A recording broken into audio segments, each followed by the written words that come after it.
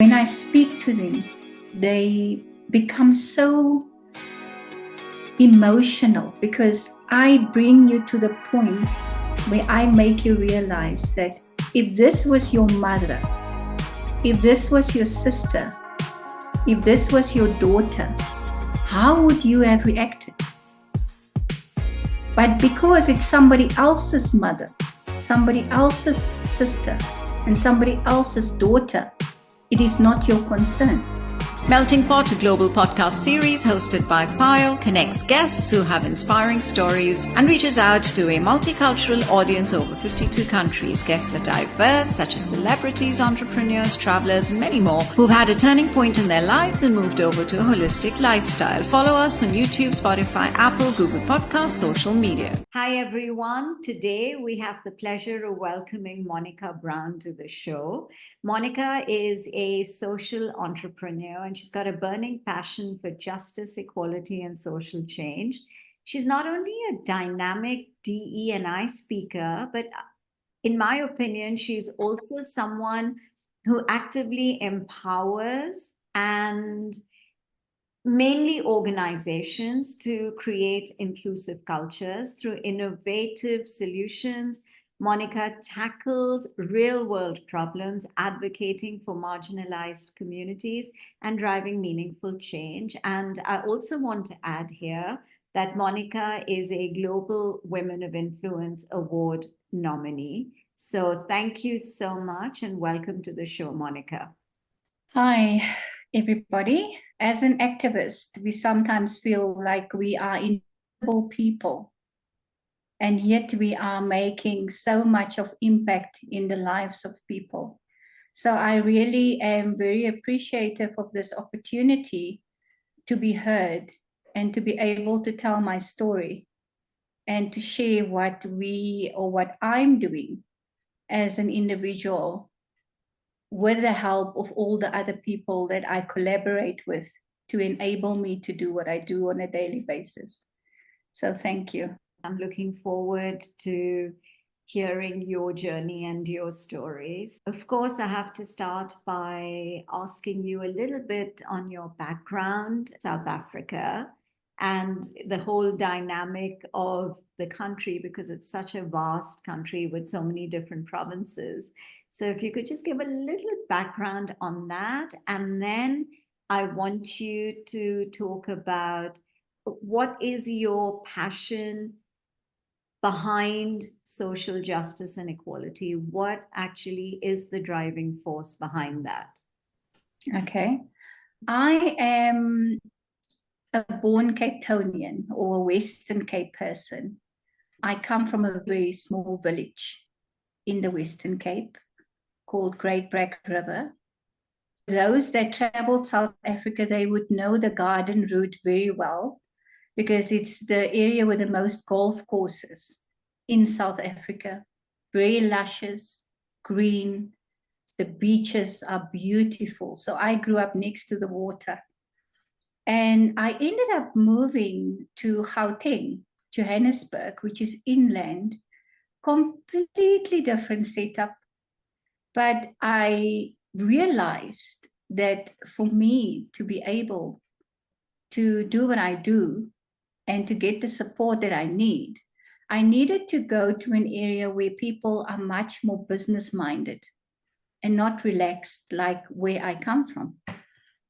On a personal note, I am a person that grew up in a family, very traditional. As the youngest, it's always been that role that you had to listen to everybody. Even if you sometimes realize that your elders are wrong, you had to still adapt and move on, still give them respect. And that is something that I have carried with me through my life and even through my professional career. I want to say to everybody listening that South Africa is a very beautiful country, but it's plagued by violence against women and children to the point where we as women are so scared to literally go out there and be what we want to be, we are scared to let our children go play in the park because we're not sure they'll come back. That is the reality about South Africa.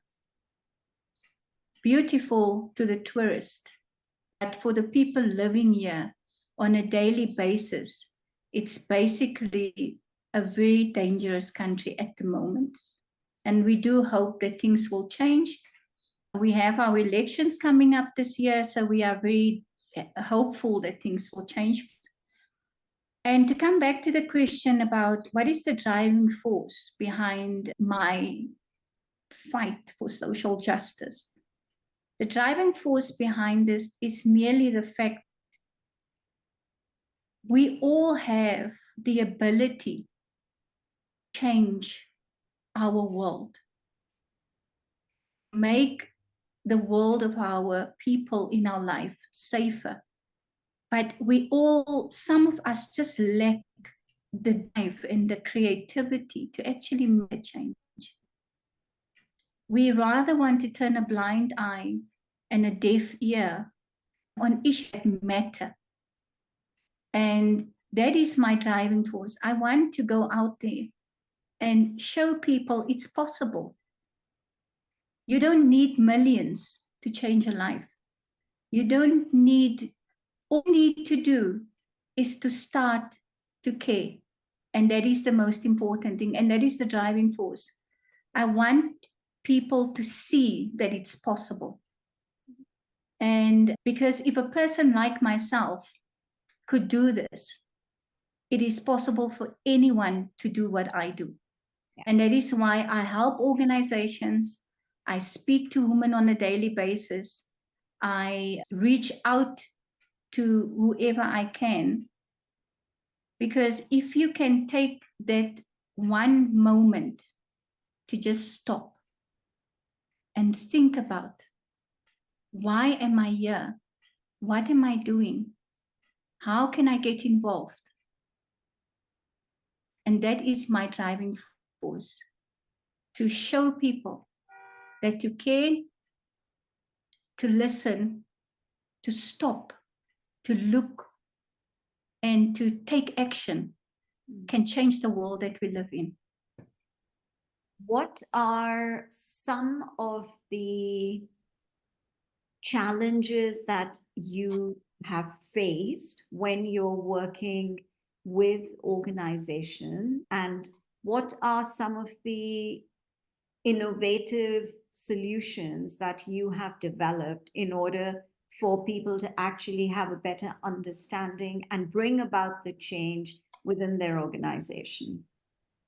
I would say that one of the biggest challenges that you face in the field that I work in is that inclusivity, diversity, and field and gender-based violence is very personal issues, because you can pretend to care, but deep inside you don't.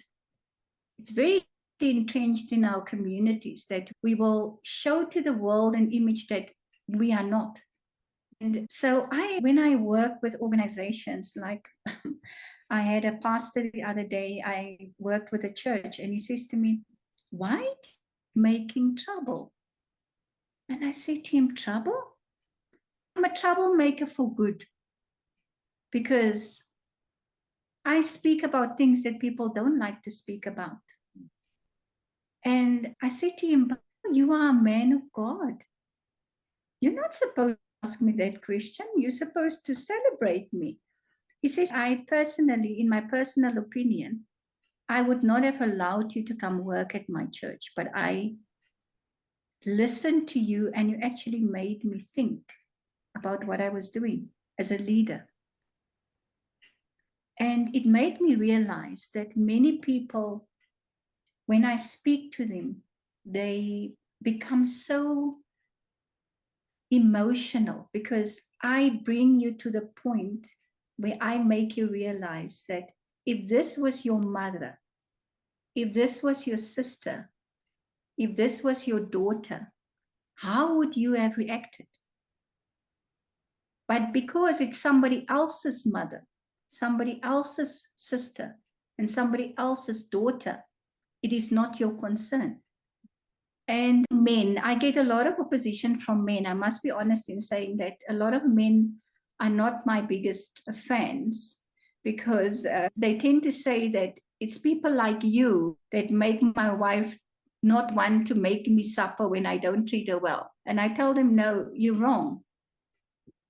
You should always treat your wife well. Exactly. Yeah. So it's not me. I am just giving her the ability to voice out the things that she doesn't like. And at the end of the day, what I do is I go into an organization, I look at what they have in place. You can have the best policies, but then you do not know how to implement it. So I look at your policy, I look at the implementation of the policies, I look at the programs that you align yourself with as an organization. I look at the impact that you're having through the projects that you have on that particular in that particular field, like GBV. And then we look at the impact of your project, because you can, like I always say, you can feed the whole community, but who are you feeding? Are you just giving them food? Is there anything after feeding them? Do you go back and ask them, is there anything else I can do? So then if the impact is not what you as an organization would like to have, I then create like a training or workshop where I take you through all the different steps. In the end, people come up with different ideas. I link you up with organizations that's already been verified, different projects, so that you as an organization can also see the value that you're adding to people's lives through your projects in this particular field. If I look at GBV is very much a complicated situation, gender-based violence, because if you look at the different steps that I had to as a victim or as a survivor at the time, my organization is called Scream, but it's actually the 5 steps that I had to take to get out. Like the S is for stand up. I had to get up. The C, I had to cry out. The R was to reach out. I had to go to the proper organizations, speak to the right people, get the right help, go to the court, get the protection order, go to the police, do this, that. The E, I had to eliminate the abuse, meaning I had to get myself into a better environment and eliminate the direct impact of the abuse that I was at the time facing. That caused me to run away in the middle of the night and go and get a safe environment for me and my daughter so that I could think clearer. And the A, as I say, is abuse, and the M was so clearly making a difference. All the other steps I had to take to make a difference. And that is what I do with all the organizations. So whether it's gender-based violence or whether it's diversity and inclusion, whatever it may be, other than this, what would be your one solid piece of advice to give and encourage people to get more and more involved in this environment to see how they can make a difference? I would say the advice that I would give people is to start becoming more aware of their surroundings. Yeah. Start becoming more aware of what organizations are already in place in your community, in your country. Get more aware about what you really care about. Because some people might not care about gender-based violence, but they'll care about animals. So First, get to know who you are, what you want to change, and then you look at what's available around you so that you can get involved. Get off that couch and go volunteer. Go out there. The time that you're spending watching all these things on TV that really doesn't matter. Go out there, take a walk, volunteer at the children's home, do something, reach out. Not all of us are cut out to be social entrepreneurs. Not all of us are cut out to be activists. But all of us has the ability to go out there and make a change in a small way. If you are not somebody that would like to get involved, then donate. Give them the money to do the work. Become an ally. Assist wherever you can. Volunteer at church. Because the thing is that we are really, as human beings, we've got the ability to really connect. We've got the ability to connect and collaborate. I might work at a place where they throw all the food or the perishables, things, whatever. And then I connect with a woman that's running an organization that's got a soup kitchen. I can now tell her that I will speak to my boss so the food we're throwing away can actually go to the soup kitchen. Yeah. Collaborate, networking. But this, what was going to be waste, becomes a treasure for the other person. Feed people that cannot feed themselves. So what I would say, my advice to everyone is connect, collaborate, network, get involved, because you know what your current situation is, but you do not know what tomorrow holds for you. Yeah, that is so true. You know, we all have children. Some of us have children. We all have family. We all have friends. That friend one day find themselves in a situation and end up at a shelter that you funded. Can you imagine the impact? Yeah. How great will you feel now if your friend is at a place that you helped build? Yeah. Or your daughter is in another country, but this organization is running a national program, and your daughter could end up being helped by the same organization that you helped. And that is why the range of articles that I'm doing at the moment is on digital solidarity. Even if you don't want to leave your home, get behind your computer, get online, look what's happening, get involved by the click of a button. But get involved. That is my advice. Get involved. Stop. I always say that we choose to be blind and choose to be deaf when we want to be. Yeah, that is so true. You know, we want to be, we choose it. And in the end, when you really sit back and you think, I could have helped this person, I could have gotten involved, but now they're dead. They passed away because they were killed by their husband. But she literally spoke to me and said to me, she needs help. Just that one form of intervention. I don't mean, please, just a word of caution. Please do not get involved in issues that you have absolutely no knowledge of. Rather, do something that you know will not affect you as a person or get you injured or affect you mentally or something like that, your mental health. Get involved slowly. Identify, get involved, see the impact, see whether you like involved and stuff like that, because the world is cruel out there, honestly speaking.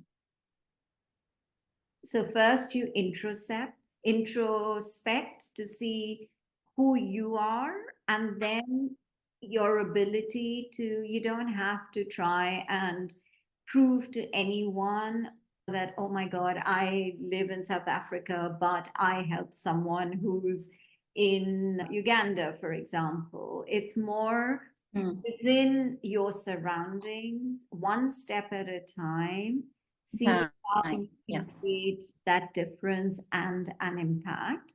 And then that's the first step to probably moving further ahead. So I think, I think it's very valuable advice. Thank you so much, Monica. It's been an extremely inspirational conversation, even for me. And I'm sure my listeners and viewers will feel the same. So thank you. I really appreciate your time. For more weekly conversations, do listen to Melting Pot on Spotify, Apple, and Google Podcasts. Follow us on YouTube and on Instagram at Podcast Melting Pot. So until the next episode, this is Payal signing off.